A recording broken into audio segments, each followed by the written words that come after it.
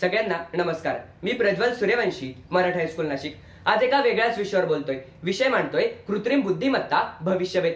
स्वतःच्या गरजा पूर्ण करणारे शोध लावता लावता सर्वात बुद्धिमान मानवाने स्वतःसारख्या विचार करू शकणाऱ्या, कार्य व कृती करू शकणाऱ्या अशा काही कृत्रिम यंत्रांना शोधून काढलं की पहाटे धावताना अंतर आणि कॅलरीज मोजण्यापासून तर रात्री झोपताना गरम पाणी पिण्याची आठवण करून देण्यापर्यंत अवघं आयुष्यच या कृत्रिम बुद्धिमत्तेने व्यापून टाकले. आजचं जगणं सुसह्य करणारी ही कृत्रिम बुद्धिमत्ता उद्याच्या जगण्याचा मार्ग अधिक व्यापक आणि कृतिशील करणारी असेल हे नक्की. म्हणूनच मी कृत्रिम बुद्धिमत्ता, तिचा वापर, तिचा भविष्यवेध व तिचं माझ्या भविष्याशी असलेलं नातं तुमच्या समोर उलगडणार आहे. मनुष्यासारख्या व्यवहार करू शकणाऱ्या यंत्रांची कल्पना काही वर्षांपूर्वी माणसाने केली आणि आज त्यापेक्षाही अधिक बुद्धिमान वर्तन करून याच कृत्रिम यंत्रांनी आपलं आयुष्य व्यापून टाकलं, ज्याला आपण कृत्रिम बुद्धिमत्ता म्हणतो. काही वर्षांपूर्वी या कृत्रिम बुद्धिमत्तेचा आविष्कार अनुभवण्यासाठी मी अनेक हॉलिवूड चित्रपट पाहायचो, पण आज बुद्धिबळ खेळताना, गुगल मॅप, अलेक्झा, सिरी या गॅजेट्सचा वापर करताना या आविष्काराचाच एक भाग बनून गेलो.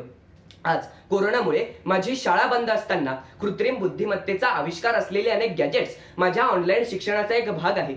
मी वेळेवर स्वाध्याय करत नाही हे माझी आई मला ओरडून सांगायची, पण आज हेच काम ही कृत्रिम बुद्धिमत्ता न चुकता न थकता वेळोवेळी करते. दुसऱ्या महायुद्धानंतर एलेन ट्युरिंगने साऱ्या जगाला प्रश्न विचारला, I propose to consider a question, can machine think?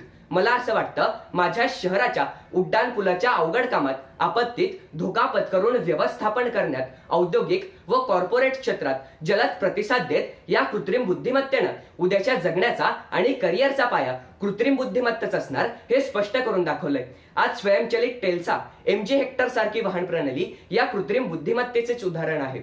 संज्ञात्मक कौशल्य, विचार, कोडिंग व ज्ञान कौशल्य ही कृत्रिम बुद्धिमत्तेची ओळख उद्याच्या जॉब फ्युचरची, औद्योगिक वापराची व भविष्याची खरी आख आहे. जेव्हा एक विद्यार्थी म्हणून या कृत्रिम बुद्धिमत्तेचं मी माझ्या भविष्याशी असलेलं नातं शोधू लागतो, तेव्हा या बुद्धिमत्तेची गरज, भविष्य व हळूहळू या आभासी जगाकडे स्वतःचा प्रवास लक्षात घ्यावा लागतो. माननीय पंतप्रधानांनी रेस 2020 या परिषदेतून सामाजिक सबलीकरणासाठी आणि शिक्षणासाठी कृत्रिम बुद्धिमत्तेच्या वापराला गती दिली. 2019च्या नव्या शैक्षणिक धोरणात आम्हा मुलांसाठी उपक्रम, प्रोजेक्ट व हसत खेळत पद्धतीने कृत्रिम बुद्धिमत्तेची ओळख व कोडिंगचा वापर आम्हाला अनुभवता येणार आहे. इतकंच काय तर CBSE व ICSEने यासाठी अभ्यासक्रमही तयार केलेला आहे. गेमिंग, कोडिंग व हसत खेळत पद्धतीने कृत्रिम बुद्धिमत्तेचे अध्ययन हाच आमच्या भविष्याचा खरा वेध आहे.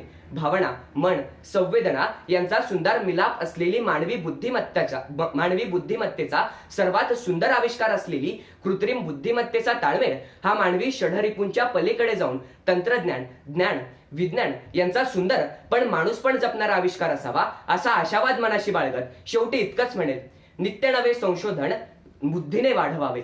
नित्य नवे संशोधन बुद्धीने वाढवावे. कृत्रिम बुद्धिमत्तेच्या माध्यमातून माझे भविष्य उजळावे. धन्यवाद.